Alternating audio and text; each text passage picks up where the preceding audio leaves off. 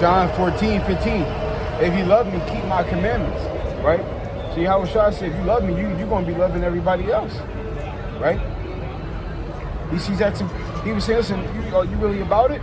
This is what you're going to be doing, right? That's the only way to prove it. No dietary laws, no Sabbath, right?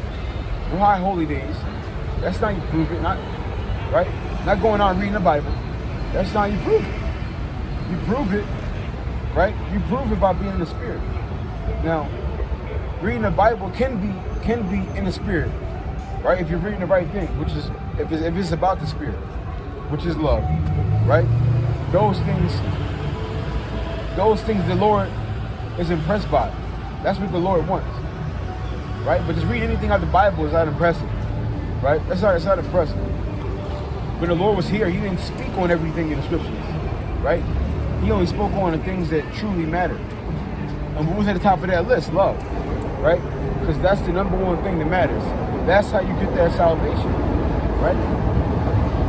Enduring wickedness and fighting evil with love. Fight evil with good. It says,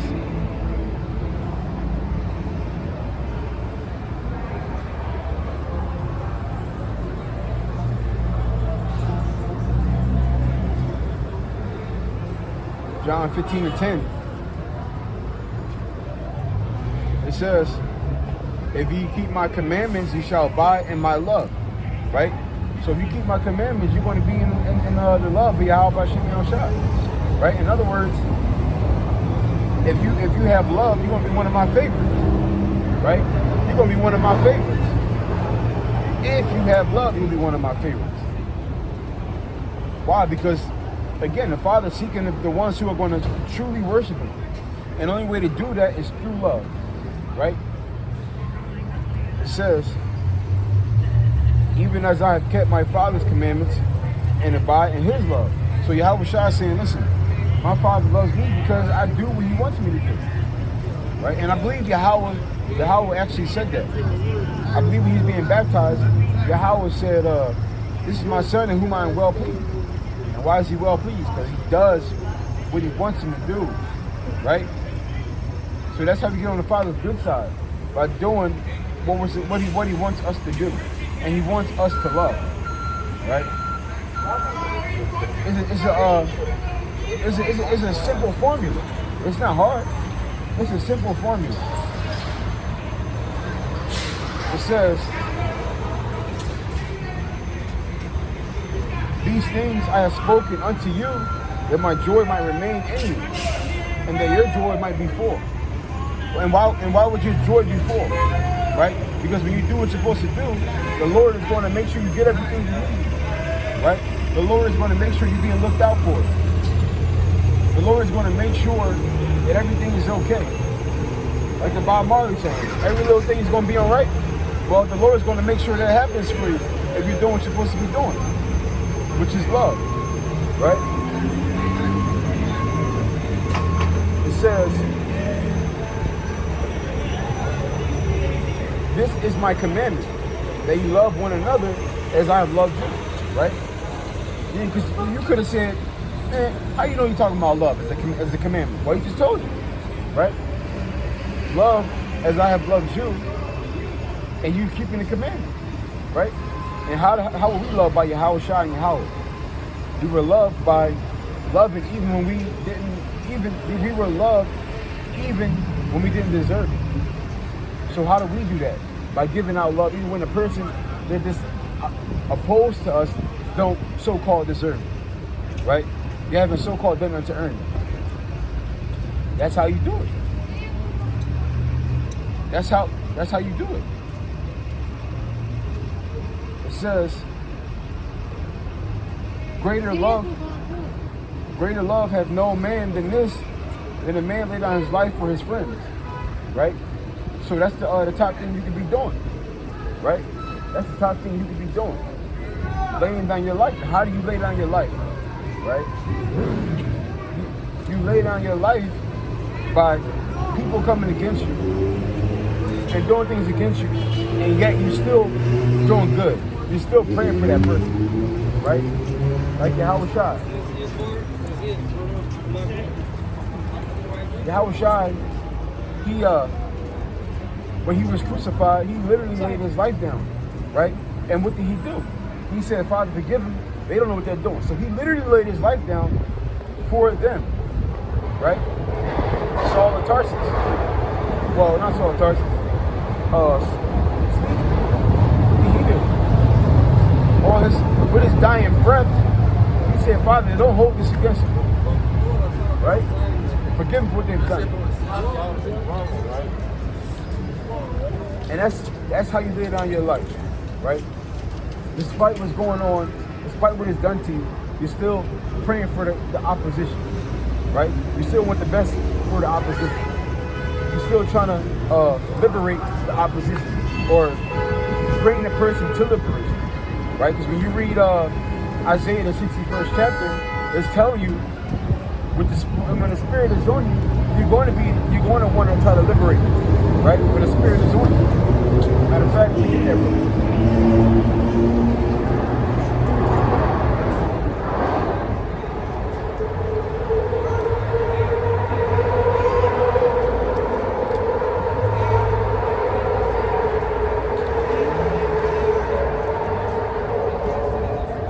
Isaiah 61:1, the Spirit of the Lord, Yahweh, is upon me, because the Lord have anointed me to preach the good tidings unto the meek.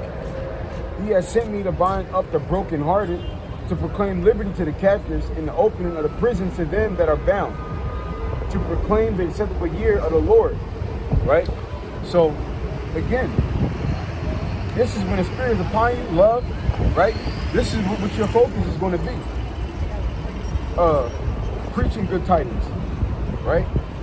Binding up the brokenhearted, proclaiming liberty to the captives, opening the prisons to them that are bound, right? All selfless things you're going to be doing when the Spirit is upon you, right? And that's fact. That's what the Spirit does. The Spirit is a liberating spirit. The Spirit is a selfless and giving spirit, right? You can't say you on the Spirit is with you, but you're not doing the things of the Spirit. It don't work. Matter of fact, let me see.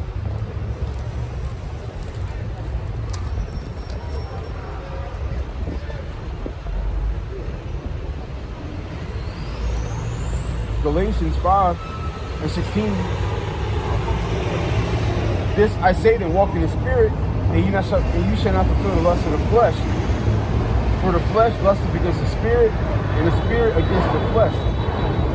And these are contrary the one to the other, so that you cannot do the things that you would, right? So the Spirit and the flesh are battling against each other, right? You can't be on both sides. You're either with one or the other, because they got two very distinctive traits, right? One's about love and peace. One's about hate, separation, right? One is about what the Lord said we got to do, right? And one is what Satan is all about, right? So you can't be in one spirit and say and put the title on it of the other one. It don't work out that way, right? You either for one or for the other one, right? That's why the Lord said, "You shall know them by their fruits," right? And we know the fruits of the Spirit: love, joy, peace, long-suffering, gentleness, meekness, faith, goodness, right? Temperance. So there's a clear difference. And we're going to know who they are by what they're doing. So we're going to know who they are by what they're doing. Okay? Okay.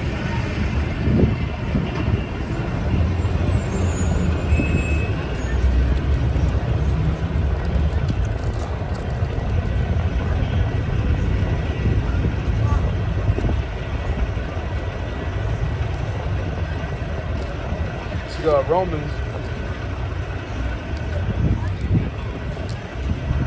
6:17. But to God be thanked that ye are the servants. But God be thanked that ye were the servants of sin, but ye have obeyed from the heart your mind, that from that form of doctrine which was delivered you. Being then made free from sin, ye became the servants of righteousness, right? And there's only one way to be free from sin, right? And that's through love. That's the only way to be free from sin, right? That's the only way to be free from sin. When you're in the spirit, when you're doing the things of the spirit, right? That's the only way to be free from sin. There is no other way. There is no amount of cleansing by the letter of the law, right? There is none of that you can do. There is none of that you can do to get salvation.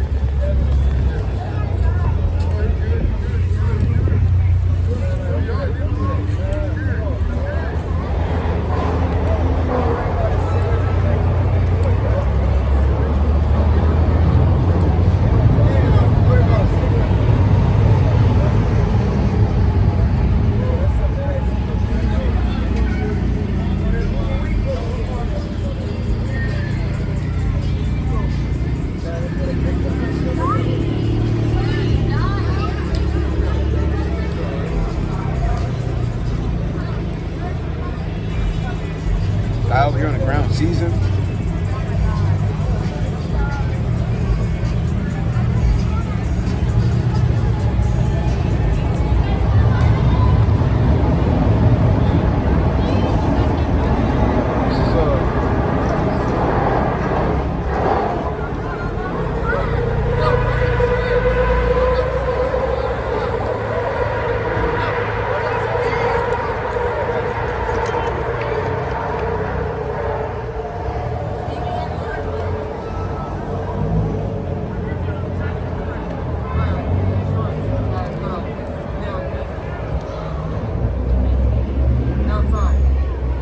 First Peter's 1:22.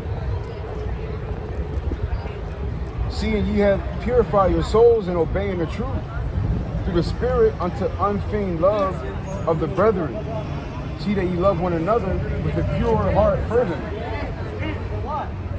It says, that's how you purify yourself through truth. Right? That's how you purify yourself through truth. When you have that unfeigned love. Right? It says, being born again, not of the corruptible seed, but of the incorruptible, by the word of Yahweh, which liveth and abideth forever. What's the word of Yahweh? Yahweh Shai. Right? And what is Yahweh Shai? Yahweh Shai is the spirit of love.